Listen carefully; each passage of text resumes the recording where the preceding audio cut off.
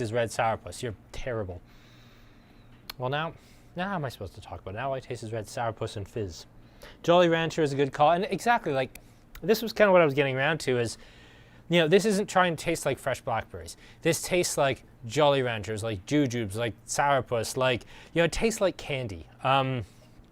And I kind of find that sours are starting to become a real entry-level beer for people new to the beer category. I haven't seen it myself so much, but I've been reading a little bit about the rise of sours as being the new gateway beer for a lot of people who are coming over from like the convenience beverage, or what we now call the RTD category. So things like White Claw and Nude and Palm Bay. Some of these people are actually finding their way into the beer category through sours, which I find very, very interesting. So,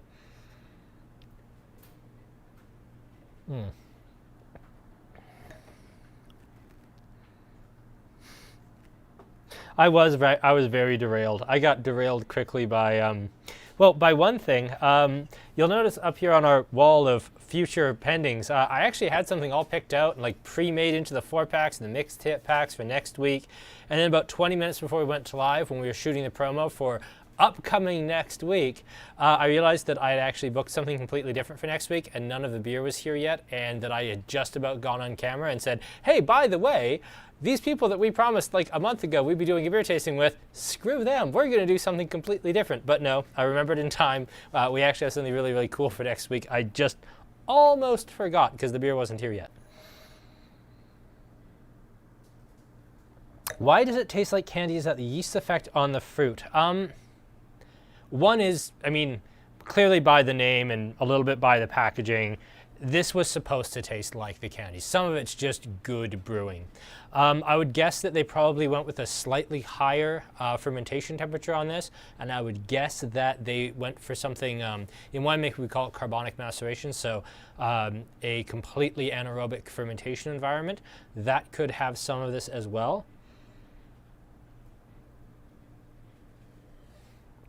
Because in a wine, if you get those kind of bright, fresh candy characters, you really only get those, at least out of a fermentation, from doing it without any presence of oxygen at all. And I don't know how you do it with brewing. I was never a good enough brewer. They do actually say that they have... No, they don't add lactose to it. Kind of interesting that wheat and oats are actually a huge ingredient in this, which I didn't expect. And then, yeah, lactobacillus. Lactobacillus is a common souring bacterium. It is not the same thing as adding lactose to a sour ale like they did with the Staycation Berliner. But good question, Eric. I sincerely don't know how they're doing that. Good brewing and clever brewing is how they're doing that.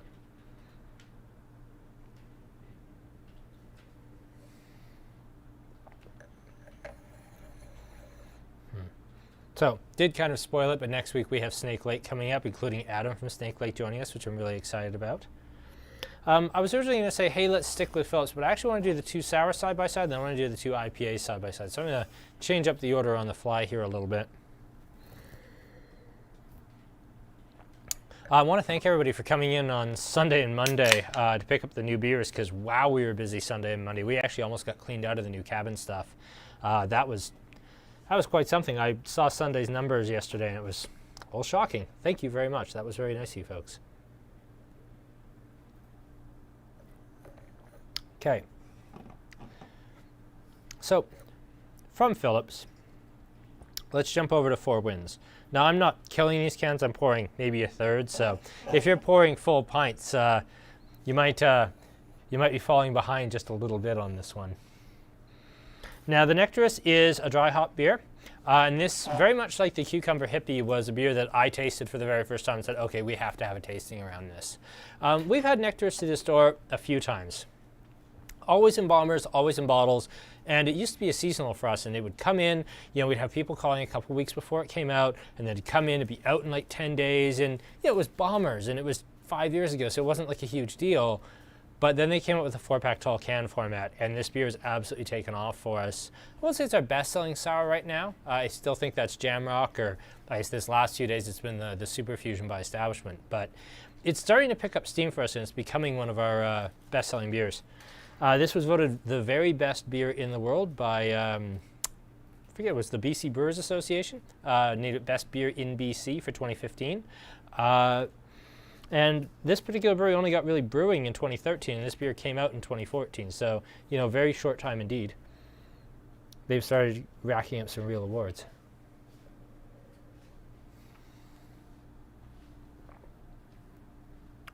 Ooh. Now, I do want to point out right off the hop that this beer doesn't have any fruit in it. This is just dry hopping. And I get apples and pears and peaches and nectarines and plums and pineapples and all sorts coming off of this with no fruit added whatsoever. This is just clever hopping. And you get this incredible prettiness and this incredible layers and layers and layers of complexity off of this. Is as much like upfront tons of fun, I could have 3 more of those of the Dino Sour? No, the Dino Sour is just fun. And it's also electric purple, which I think is hilarious.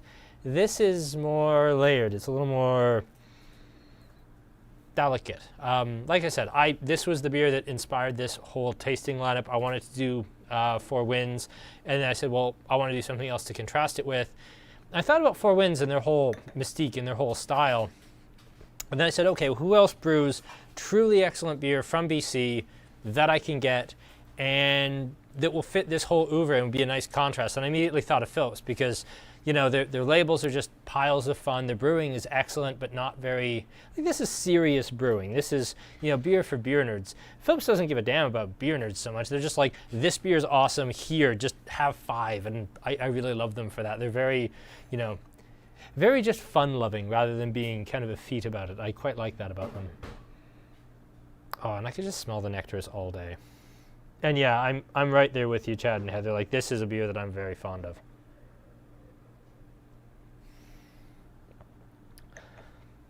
Now, I think one thing you can get right off the hop here is you get a much more interesting yeast profile. I mean, the hopping is obviously pretty, but with this, the sourness was kind of there and then it was gone. It was all about the fruit and the candy character. Here I get a much more interesting, yeah, mangoes I could see, absolutely. I get a much more layered approach. Like I get kind of a leathery dryness at the very back. I get upfront brightness and citrusiness. I get some really nice snap off of it.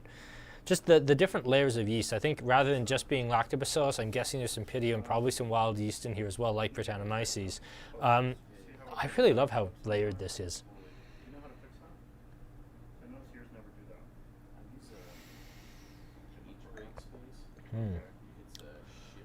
You get grass, melon, and celery. Really? Okay.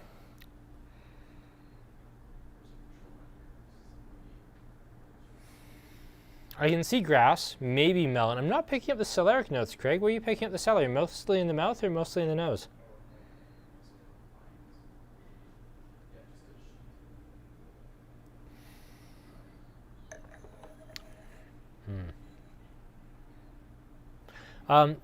So if I repeat myself, please forgive me. I will not remember what I said in the 5-minute video I shot that literally no one saw because the video stream was broken, and I can't remember what I've already talked about, but I wanted to talk about a little bit of my own personal history with Phillips. I first tasted Phillips around 2003, 2004, the first time I went to BC, really on a beer trip. And I had it in what I'm now realizing was kind of a bad restaurant. The food was very good, but they brought out this bottle of Amnesiac Double IPA, and I was like, oh wow, Phillips, I've heard so much, because Phillips got started in 2001. Like, compared to the Alberta beer scene where everything's kind of 2014 forward because of Blind Man, who was really the founder of like really, truly great beer in Alberta. And I just know that anyone from Big Rock or Wild Rose is just shooting daggers at me right now. But really and truly, like the modern scene starts with Blind Men. Phillips was there in 2001, and I got to try their stuff in 2004, and I was really excited to try it. I was like, oh wow, they've got a super high alcohol, super high hop IPA. It sounds like exactly my thing. I have to try Amnesiac. And, you know, the server brought it out, and they opened it, and they poured it for me, and I now realize that the beer was just old, and it was stale, and it was past dated, but it was just cardboard and caramel and like sticky, overly sweet, like candy grapefruit, and I was like, really? This is what everybody's been excited about? And then I ignored Phillips for like 5 years. They've launched it in Alberta. Don't care. I know what this is about. Not interested. I ignore it, which, you know, I'd had a beer. I hated the beer. You know, I thought I was really clever, and now it turns out I just had a bad beer. Finally, I was actually out with some friends, and they brought the Hop Circle IPA with them, and I brought my own beer and I drank those, and then I started doing what I usually do, which is mooch beer from friends. And I tried a Hop Circle. I was like, oh, this is pretty good. So I came back around on Phillips and we started bringing it in. And I think in those days we could get the Hop Box, which was a mixed pack of IPAs. We could get Blue Buck, Analog 78, and I think one more. I feel like there was a cream ale that doesn't exist anymore. But yeah, that was our early days with Phillips. And we just kept going with them, and they kept making really cool beers, and they kept coming out with these absolutely insane anniversary ales where their 6th anniversary ale was 6% alcohol with 6 different hops and 6 different malts. It had this really cool like 666 themed can. This Pandemonium is actually the second Pandemonium.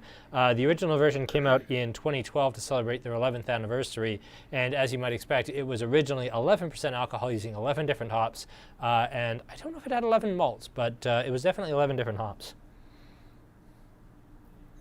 Exactly, Bad Universe, and oh, hello, man. How are you? Okay, that was actually pretty good. Okay, no, that I didn't expect an answer. I don't know why I expected an answer, but I got one. Yeah, Bad Universe in a Bottle experience. I think that's exactly right. You can't anticipate what somebody's going to have done with the beer. I've seen really great restaurants, not down here so much, but in Calgary in particular, where you go and you're in the back room and it's like, oh yeah, we bought all this really nice wine. It's like it's directly on the other side of a wall from just their main hot like cooking line. The room's 28 degrees Celsius, and it's like, so this is your wine room. Cool. I'll have a beer, thanks.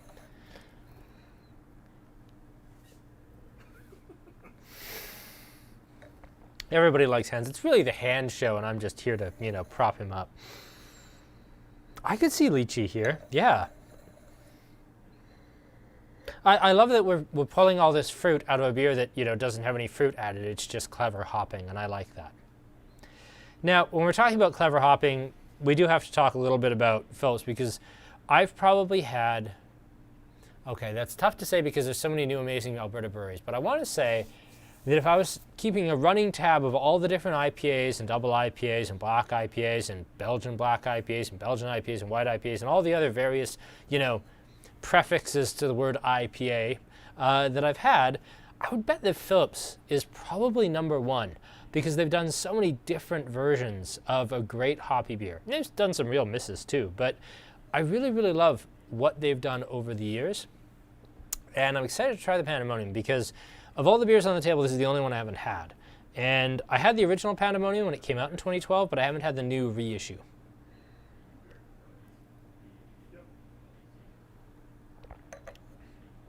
Now this is happily wicked fresh.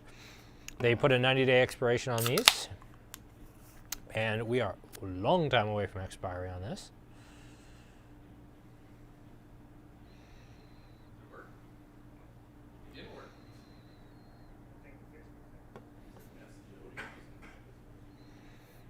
Okay.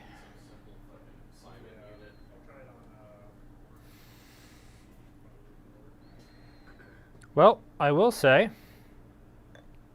after the Nectarus, I don't get that much hop character on this.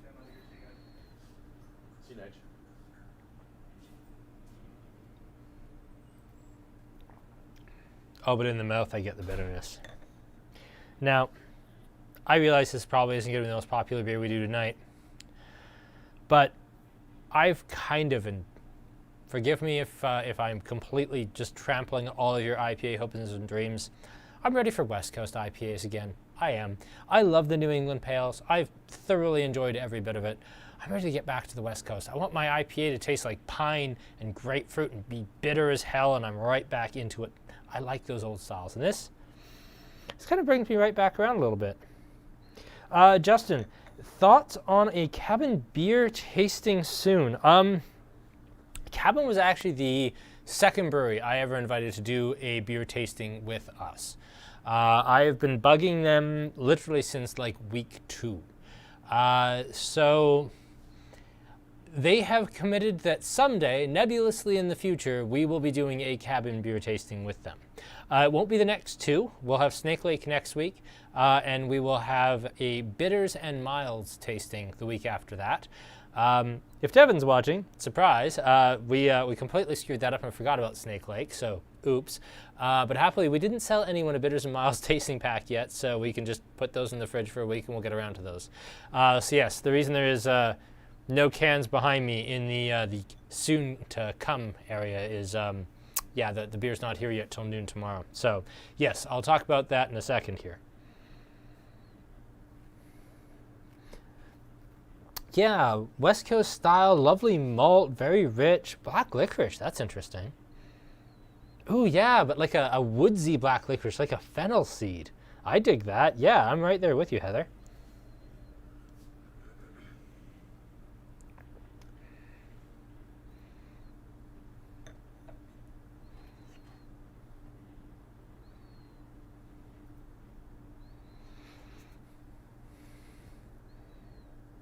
Yeah, bitters is going to be fun. I'm very excited for the bitters. And yes, it is very bitter coming off the sours. And that's funny because, yes, this didn't have a lot of perceptible hop character, but like the Nectarus, I can still smell quite a bit of hop character coming off this. But yeah, here they really went for that big upfront bitterness. Now, having been someone who's drank Phillips for quite some time, they tended to be an IPA brewer of the old school, and they should be. They've been around since 2001. But they do tend to do quite upfront, fairly bitter old school IPAs in that way. Devin can correct me in the comments if I'm wrong. But I don't think I've ever seen a New England IPA other than like the Glitter Bomb from Phillips. And the Glitter Bomb is very, very good, but it's still, you know, I had one on tap the other day. Well, the other day, probably in February. But yeah, I feel like they add a little more bitterness to their beers than some, and I still find that refreshing. We actually had somebody drop off a giant swack, like 7 samples from a new brewery. Thus far, we have tasted 3 of them and found exactly 0 good beers in them. But they had a NEPA, and they could describe it as hazy, juicy, and something else, spicy maybe? I don't know. Something, but it was none of those things. I guess it was hazy. I won't say which brewery, but you know, I was tasting this. It's like, okay, yes, there were obviously a lot of money spent on hops here.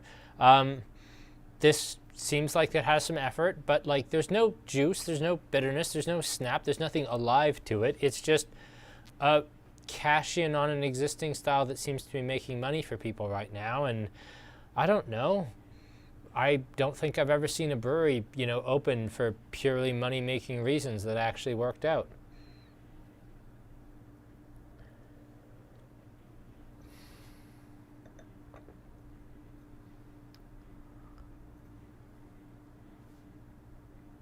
Pandemonium's not for you. Well, fair enough.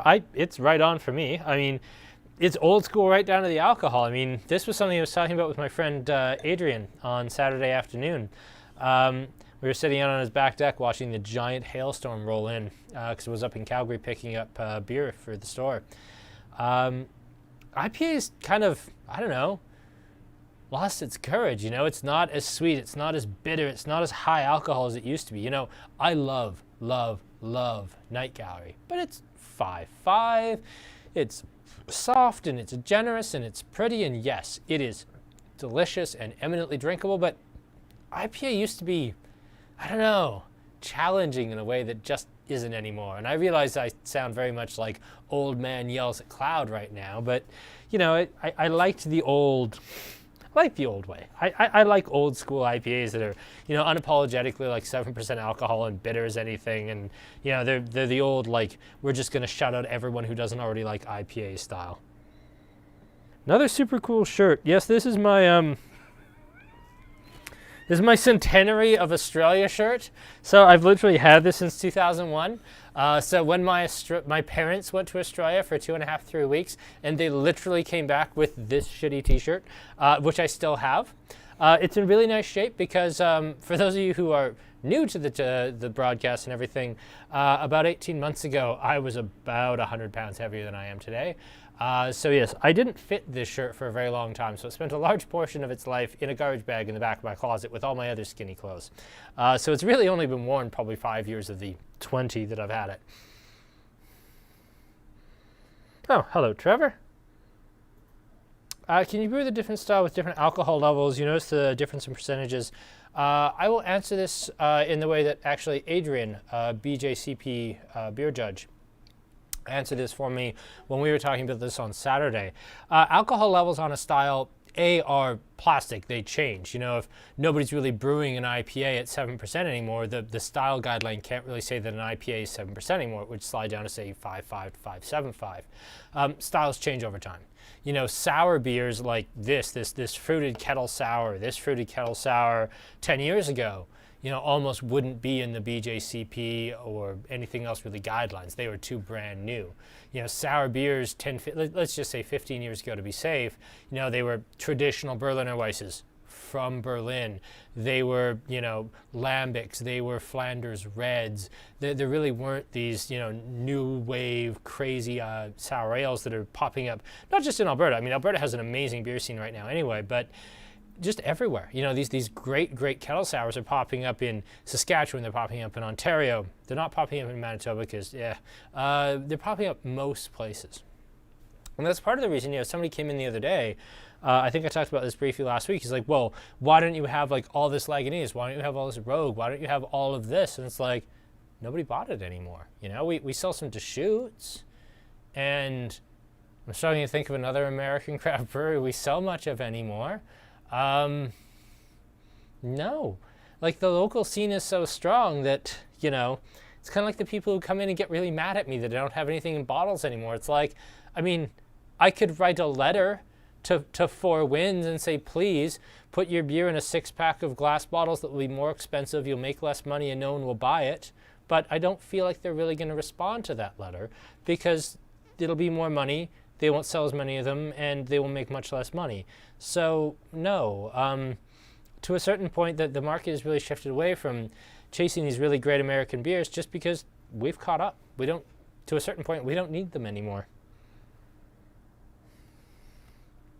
Oh, hello, Bill. Bill, my friend from California, logs on just as I slag on American beer. Great. I see my timing hasn't gotten any better or worse. It's still spectacularly bad. For those of you who have been watching since the very, very beginning for the wine tasting, Bill was actually our very first guest for an online wine tasting. He joined us to walk us through the Steel Catfish Zin before we'd figured out how to do live videos with guests. But we have a palette of steel on the way, including 2 Chardonnays, and we will be doing a Chardonnay event at some point for the online wine tasting featuring Bill from Steel Wines. And so that is coming up in the future, you know, based on the vagaries of international shipping and everything else from California. Well, I'm going to finish off the Pandemonium, but I will say, much as I like this, and I do like this a lot, I can't just pour this down like I do some IPAs anymore.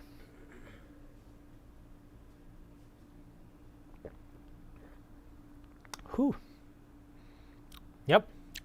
You take a big swallow and you can tell it's a Phillips. It has a, what if it's their particular yeast blend?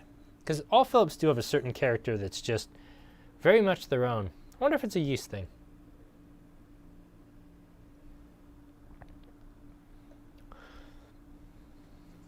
All right, let's get on to the Four Winds Juxtapose. And yes, Aaron, I know I have to promo the next things we're doing and everything else, but I'll get there in a minute. This is normally the shameless promotion portion, but I want to try the Juxtapose, so.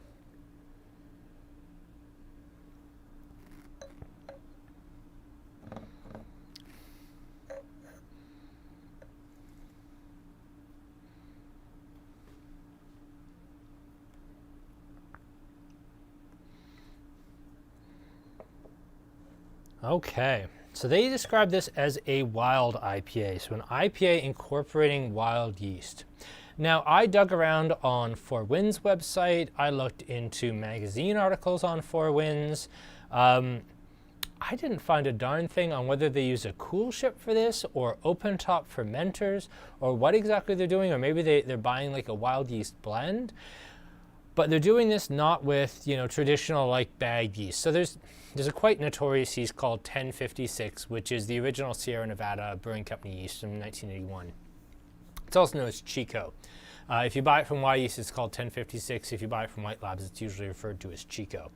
And it's, if you get into home brewing, it's the super reliable, reasonably flavorless, you know, if you're brewing it in your hot garage, it'll ferment. If you're brewing it in your cold basement, it'll ferment. It's basically idiot proof. It's the yeast that most home brewers use, and it's a yeast that after a while, it starts to stand out.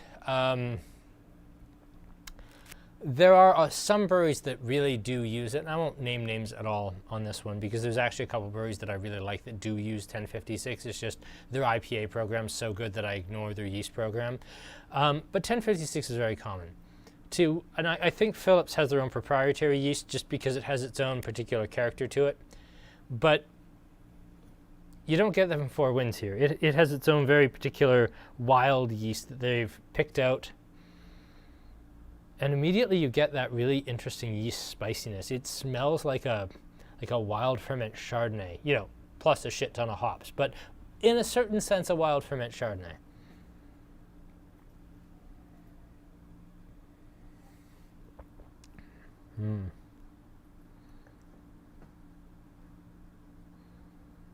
Ooh. So not as bitter, but I think the hop profile shows up a little bit more on this one.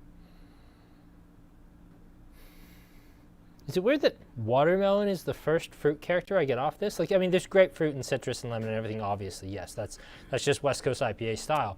But watermelon, that's kind of a neat thing to get right away. Bitterness is right in line with what I would expect for a classic IPA. What's our alcohol on this? 6.5, I would guess? Oh, right on the nose. Nice. I actually didn't look that up in advance. I tasted pine in the Pandemonium quite a bit. I get pine on this one too, but to less of an extent. I also noticed that both of these are surprisingly clear for a modern IPA. I realize that everything is hazy these days, and as I said, I have no problem with hazy IPAs. I'm just very ready for a return to the West Coast. And this is very West Coast in its philosophy. It's very West Coast in its style. I get nice malt bitterness. Like I find with a lot of the hazies, and this is not supposed to turn into a just trash hazies party because I love hazy IPAs.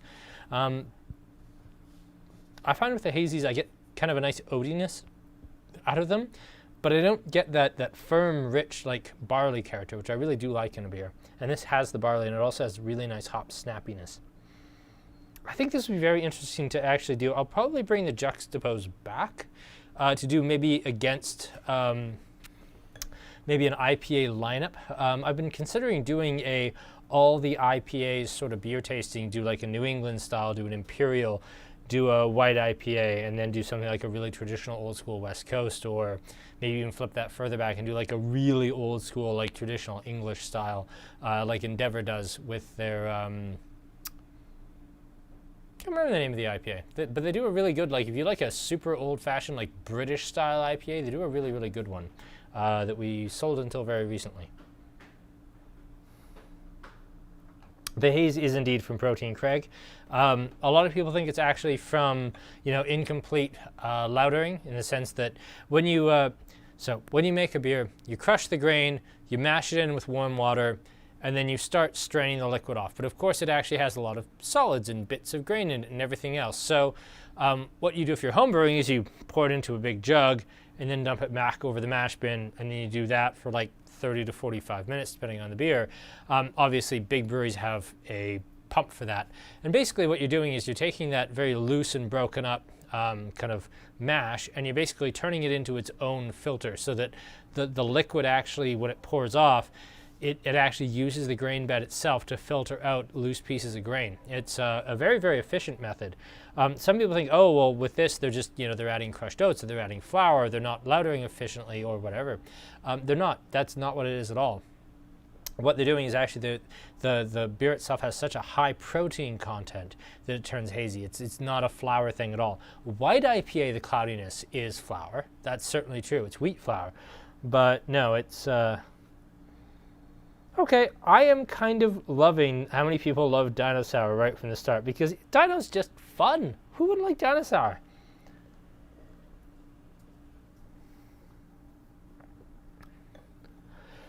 And you know what, Deirdre? Yes, I agree with you. The Pandemonium was intensely bitter, and it was intensely powerful, and it was really over the top. I liked it for that.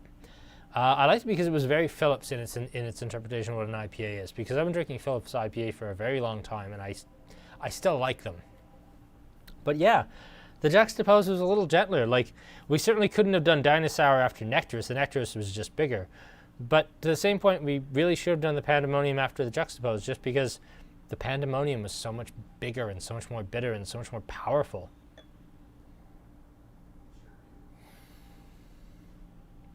Oh, no, that's just mean, Deirdre. Come on. 1, 2, 4, 3. I would probably go 1, 2. God, picking 2 sours ahead of an IPA, my IPA soul is hurt. Okay, hang on. Try the can test.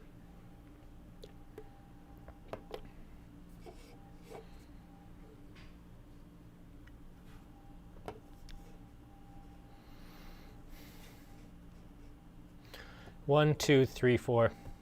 I realize the can test is hopelessly unscientific, but it does kind of tell me that if I'm drinking beer very often, you know, I'm sitting around being a huge nerd playing Magic the Gathering, or I'm playing video games, or I'm doing something, and I'm not necessarily having it, you know, in a formal tasting setting where I'm really thinking about the beer. I'm pouring one and I'm really tasting the first half of the first can, and then after that I'm talking to my friends and hanging out. I do like the can test just because it tells me a little bit of how much do I initially first grasp like this beer.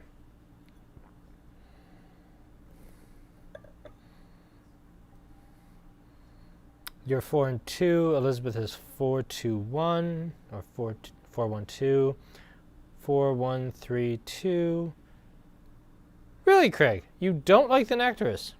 I'm surprised. 4, 2, 3, 1. Looking for a Snake Lake. I am too. Snake Lake's gonna be fun. 2, 4, 1, 3, 1, 4, 2, 3, 2, 1, 4, 3. A lot of 3 at the back, and you know what? I love Phillips. I like the Pandemonium. I'm not sure I could have built a lineup, and this is something I always consider whenever a beer comes in or a wine comes in kind of last. I take a step back and say, okay, to a certain point, if something got smoked like that, is it my fault? Could I have built a tasting around that product to say, okay, I could design a lineup in its price point where this would have come out on top? I'm not sure I could, you know, with the Pandemonium. I love the Dinosaur. The Nectarous is brilliant. The Juxtapose is all kinds of fun. Maybe the Pandemonium has had its day. I look at it a little bit like an artifact. It's a style of IPA that they don't make anymore. It's a style of IPA that I started out drinking IPA. And I don't ever bad talk a product on the show. I think I've never done that. And I'm not going to say anything bad about Pandemonium. I just think it's maybe a little old-fashioned. But then we were already just talking about how maybe it's time for West Coast to come back.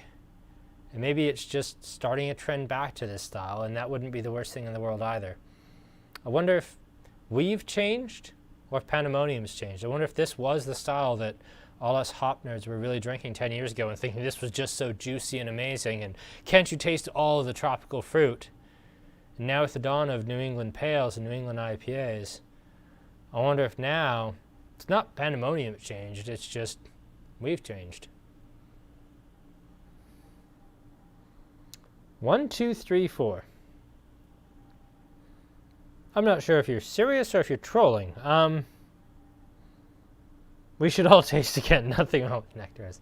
Well, you know, I'm here all night, but I'm sure everyone would like to go to, you know, home soon.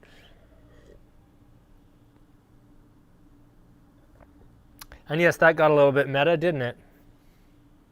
Sorry, I do tend to think about these things because, you know, a part of my job, not a big part of my job, a lot of my job is, you know, stocking shelves. It's just exactly as glamorous as it sounds. Some of it is, you know, trying, usually quite badly, to think about what's going to be like the next big thing. Like, I'm kind of getting to jump the shark point with New England IPAs. Are other people? Is the style kind of reaching its breaking point? And if it does, where are people going to go? And again, sours are really, really strongly on the rise, and they're on the rise in really unconventional ways. It's bringing new people into the beer scene. But where's it going to go? Is it going to go full circle back to lambics? Is it going to go even crazier? If it does, where can it go that's crazier? Like we did a cucumber sour, and if we'd had the stock, I'd have loved to have done that really, really crazy electric purple beet sour. You know, we've got dry hop sours, and we've got fruit sours, we've got just sours, and then we've got crazy vegetable sours. I'm really curious to see which way the sour movement goes, but a lot of my job is in theory, like predicting where all this is going to go, and sometimes you get it right, sometimes you get it spectacularly wrong. But yeah, some of it is thinking about things like that. Ooh, pandemonium then. This has been a controversial one.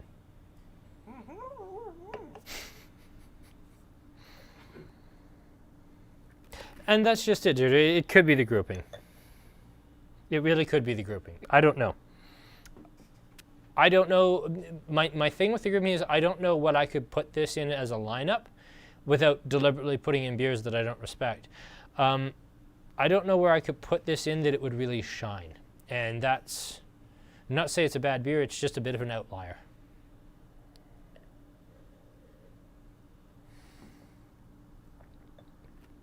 And Lauren, I think that's fair, because let's be fair, until, bloody hell, like 6 weeks ago, the only way we could get 4 wins were like the big out of fashion 650 ml glass bombers, and they were like $9 bombers. That doesn't serve anyone. Like we had a real high point for those big glass bombers. We just sold buckets of them, but that was like 2013. We have a single beer fridge, which honestly, if I converted it all into single cans like this and made it all part of a mixed 4-pack section, it's not a bad idea, you know. Anyway, I'd probably sell more beer. Write that down. But no, I mean, the day of the bomber bottle is kind of on its way out.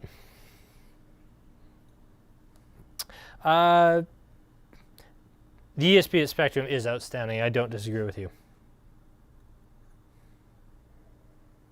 Do you need me to keep you? No, I don't need you to keep me on a path, Craig. I'm in a bit of a weird place because I had a very stressful, weird couple of days. But I'm just fine, and I've got a beer in my hand, and things are going to be all right.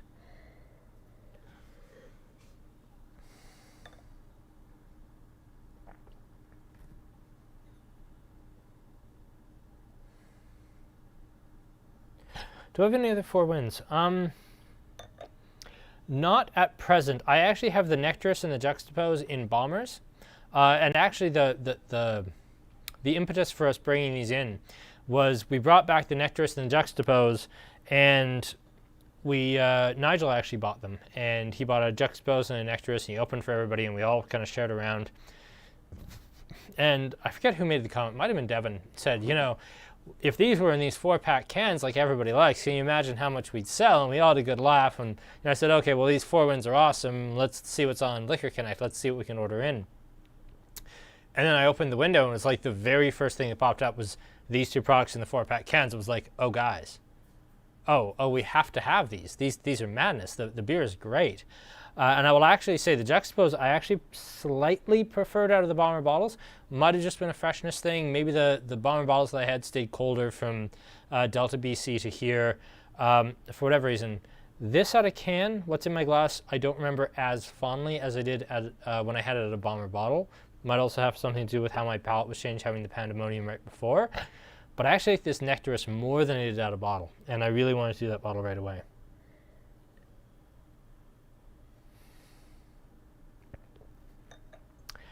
You know, I'm kind of on board with this idea that I just made up after a couple of years about turning the singles fridge into the make your own mixer section.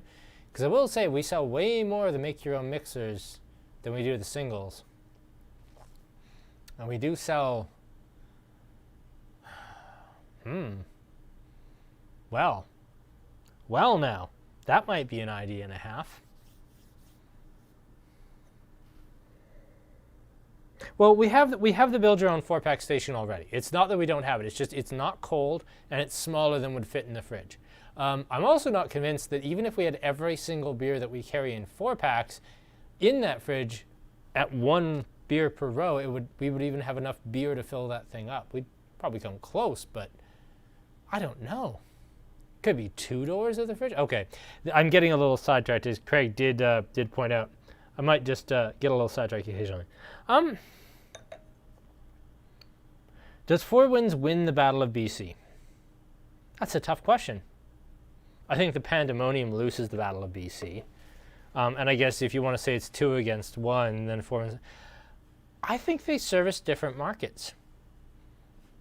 I would say that the Juxtaposed IPA beats the Phillips, but let's be fair. Like, even me as, a very jaded and old IPA drinker, I remember Phillips very fondly. And Phillips was what taught me a ton about IPA. And the Dinosaur and the Nectarist, I think, serve different markets. If somebody comes in and says, I'm looking for my very first sour, I've never had a sour before, what should I get for my very first sour? I'm probably not going to recommend the Nectarist. I'm probably going to get them in the Dinosaur. And that's going to open up a whole new world to them that the Nectarist, while it's delicious, is decidedly on the challenging side. I might say start here, and maybe your 3rd or 4th or 5th 4-pack should be the Nectarist. I don't know if I can declare a winner. Okay, if we're declaring a winner, it's Nectarist. But I don't know. Phillips taught me so much about IPAs and how to try different styles. I've had white IPAs and Belgian IPAs and Imperial IPAs from them. And yes, Aaron, I need to do the promo. I can see you getting restless back there. This gets better with time, too. You think that gets better with time? It does. Yeah. Aaron is of the opinion that the Pandemonium gets better with time. Well, I'm going to get back to it.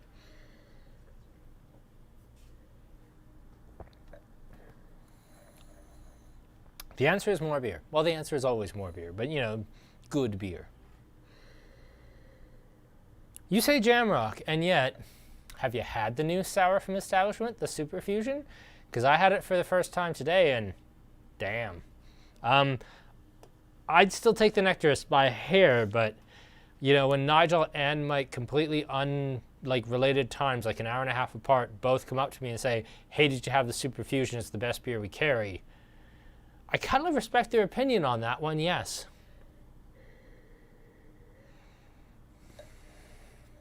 That cucumber has completely taken off in a way that is utterly ridiculous. I'm pouring you Nectarist because I like you. That's the one. Thank you. That cucumber sour, that is something that may change actually not this week, but perhaps in the next 2 weeks. Is we're selling so much of that cucumber sour, I may switch that into being in 4-packs because I think they're like $2.95 or $3.50 a can. I can just take that number and multiply it by 4 and make them 4-packs. And I think that would just work better for everyone. So that might be coming in future because honestly, I'm tired of restocking the damn singles fridge for the Cucumber Hippie because I'm restocking it almost on like a twice-a-day basis with that stuff.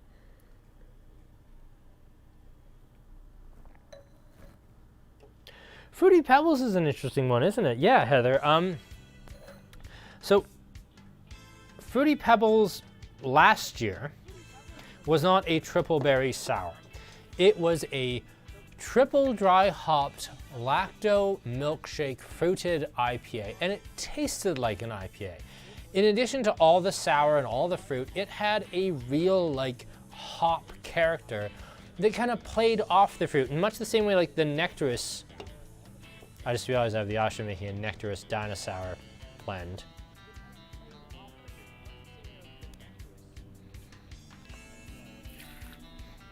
Right, someone else is gonna have to clean up that garbage can and they're gonna have a bad day.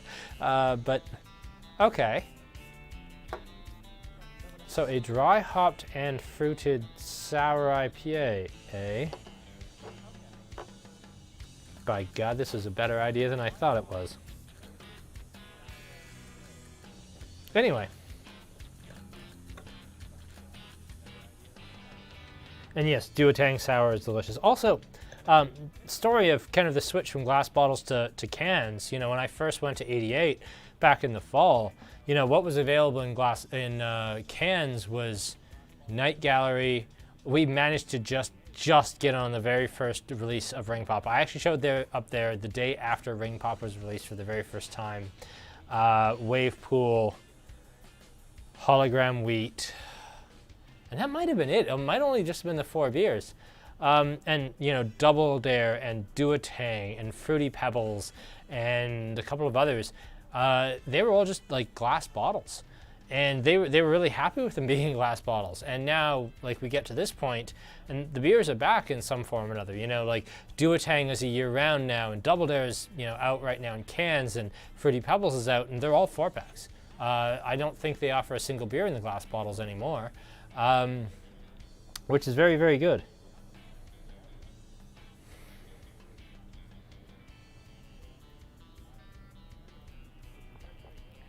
Ooh. Now, I kind of like this beer blend of Dinosaur and Nectarus 50-50. If you have enough left, recommend that. 4213. Okay. Are there any Saskatchewan beers we can get here? Yes and no. The big one that I would love to get is Blackbridge. Blackbridge makes some exceptional beer. They started out being just universally available. I could order them anytime, and then they pulled out of that, and they started doing like a quarterly release program, and that kind of died off after a little bit. I don't know what the status is with Blackbridge. I haven't heard anything. I haven't been pitched Blackbridge in ages, so I don't know what the story is. Otherwise, like anytime I'm in Saskatoon, I always go to Bushwhackers Brew Pub, because I mean it's a Canadian institution. It's been around forever. It's where a lot of, you know, really, really good brewmasters today cut their teeth. No, I don't know. I don't know what Saskatchewan beers I can get right now off the top of my head. All right, I think we're going to start wrapping things up. If you've got any more last-minute questions, we'll get in there. But yeah. Oh, right. Yes. Thank you, Aaron. Glad someone's bloody paying attention. It's not me. We should probably talk about what's coming ahead.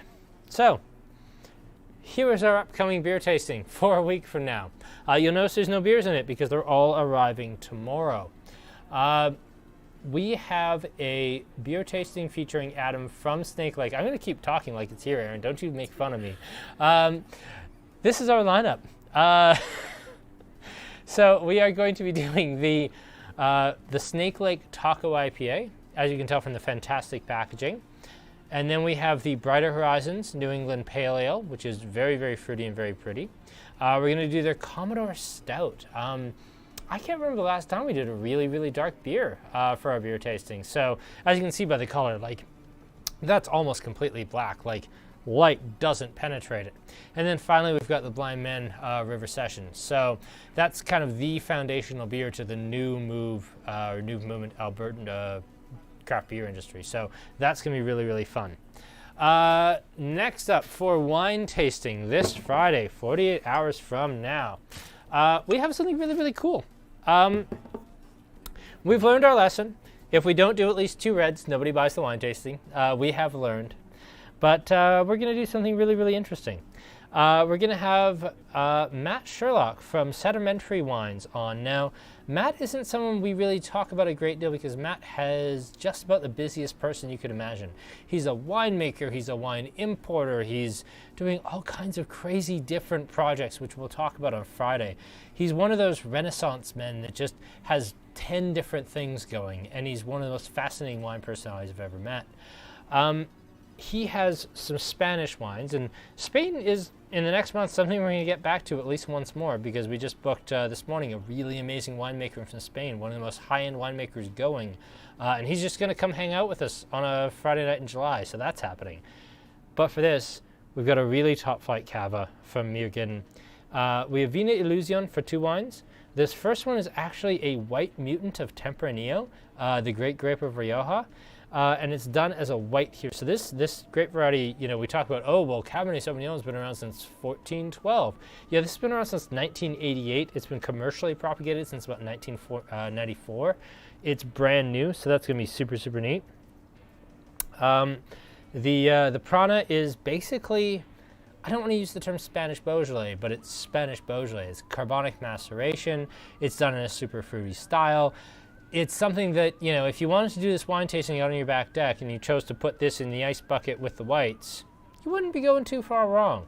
This is going to be really, really great summer red. And then the Il Vigneron.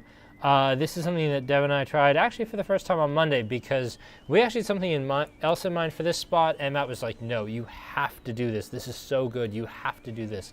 And he's right. This is absolutely tremendous, so we're going to do that as well. So Matt Sherlock this Friday, Spanish wine tasting number 2, possibly 3, and we're going to do some really, really interesting things from just different parts of Spain, a couple of Riojas, something from the Cava district out in Penedeth, and buddy, where's this one? Oh, it's also in Penedeth. So yeah, we got some really neat stuff for the wine tasting coming up as well. Thank you everyone in the comments for not letting me not letting me forget what's coming up. No Sidewinder for a reason. No Sidewinder because Sidewinder doesn't come in tall cans. And the fact is, like, we charge a certain price for these. I want to make sure you get your money. I would feel really, really, really sick to my stomach if I charged $20 for the beer tasting and there was like a $3.55 standard can, unless it was like a barley wine or a barrel aged something or something crazy. You know, I do have a soul for these things. I don't want to just, you know, completely destroy your wallets without any justification.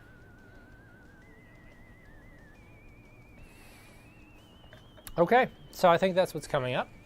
I think we've had all the comments. I think we've had all the questions. I think we've certainly talked about this enough. And I see our viewership numbers starting to fade. So I think that's all the signs we need. So we'll call it right there. Thanks everybody. Thanks for joining us. This has been our Battle of BC, which I won't say Four Winds won, but Phillips maybe lost a little bit. Shut up, Aaron. Thanks very much, everybody. I'm Kyle with Andrew Hilton. Have a wonderful night, and we'll see you on Friday night.